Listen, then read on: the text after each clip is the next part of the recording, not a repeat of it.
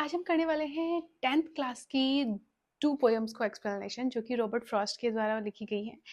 सबसे पहले है डस्ट ऑफ स्नो। तो चलो डस्ट ऑफ स्नो को एक्सप्लेन करते हैं। रॉबर्ट फ्रॉस्ट इस पोएम में कहना क्या चाहते हैं, एक्चुअल में इसका थीम क्या है। Small moments can change our mood and life.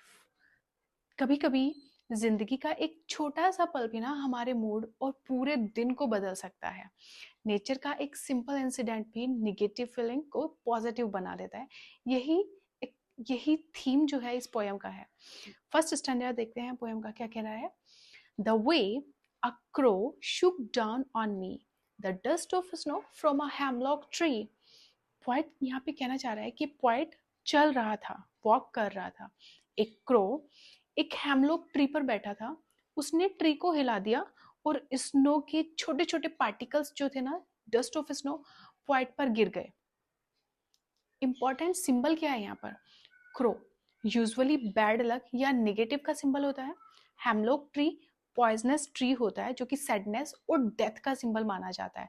तो डस्ट ऑफ स्नो में, डस्ट ऑफ स्नो क्या है, छोटी सी सॉफ्ट हार्मलेस स्नो, बट एक होप का सिंबल है। मतलब क्या है कि नेगेटिव सिंबल के बीच में भी एक पॉजिटिव मूवमेंट हुआ है यहाँ पर, जो कि इस लाइंस के थ्रू पोएट हमें बताना चाह रहा है। नेक्स्ट स्टैंजा देखो।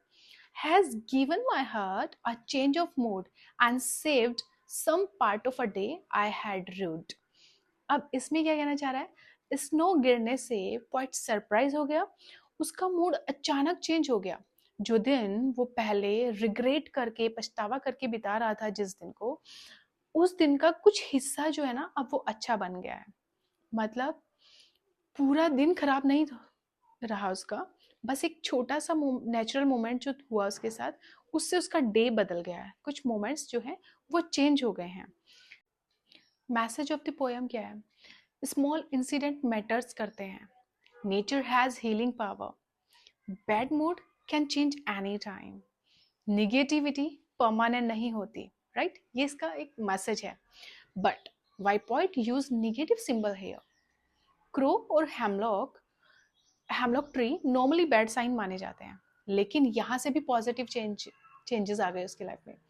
पोइट ये बताना चाह रहा है बेसिकली कि good moments can come from unexpected places. You know, a small natural incident changed the poet's mood and save his day। So sometimes life doesn't need big happiness, just a small moment is enough to change everything। इस poem में बस यही एक message देना चाह रहा था writer. तो चलो अब इसी वीडियो में हम रॉबर्ट फ्रॉस्ट की नेक्स्ट पोएम को एक्सप्लेन करते हैं। नेक्स्ट पोएम है fire and ice. Robert Frost ने इसमें जो थीम दी है वो है human emotions can destroy the world, according to Robert Frost. इसका जो मेन मोटो है ना पोएम का, वो है, वो कहना क्या चाहती है पोएम। इस पोएम में पोएट ये बताता है कि दुनिया का ना अंत, end of the world, natural disaster से नहीं होने वाला है, बल्कि इंसानी इमोशंस से हो सकता है। डिजायर मतलब लालच, पैशन और हेट दोनों ही दुनिया को बर्बाद करने के लिए काफी होते हैं। यही इस लाइन में एक्सप्लेन किया गया है इस पोएम के थ्रू, यही वो बताना चाहता है। फर्स्ट पार्ट देख लेते हैं पोएम का क्या है। फायर। फायर फर्स्ट पार्ट है। लाइंस देखते हैं। Some says the world will end in fire, some says in ice. कुछ लोग कहते हैं दुनिया फायर से मतलब आग से खत्म होगी, कुछ लोग कहते हैं आइस मतलब बर्फ से खत्म होगी। यहाँ फायर और आइस जो है ना वो सिंबल है बेसिकली, रियल आग या बर्फ का गोला नहीं है। From what I have tasted of desire, I had with those who favor fire। Poet कहता है कि मैंने डिजायर को महसूस किया है, जैसे greed, lust, ambitions, uncontrolled passion.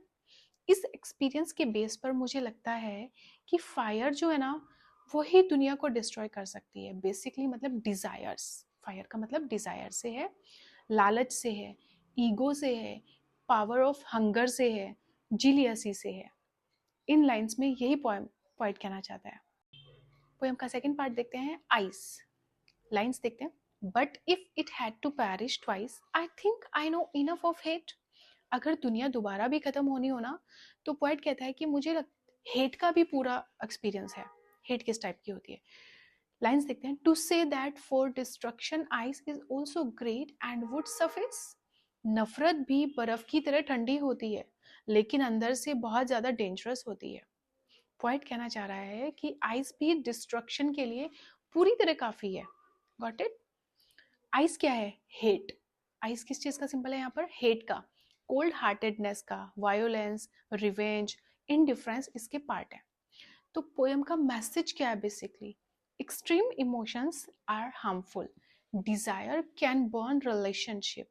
Hate can freeze humanity. Balance ही सर्वाइवल का सॉल्यूशन है यहाँ पर अकॉर्डिंग टू द पोइट. अब पोइट का जो फाइनल थॉट है ना इस पोएम को लेकर के वो है, पोइट क्लियरली कहना चाह रहा है कि फायर एंड आइस दोनों ही दुनिया को खत्म कर सकते हैं. अब फायर और आइस क्या है? बेसिकली नेचुरल एलिमेंट से ज़्यादा ना ह्यूमन इमोशंस डेंजरस होते हैं.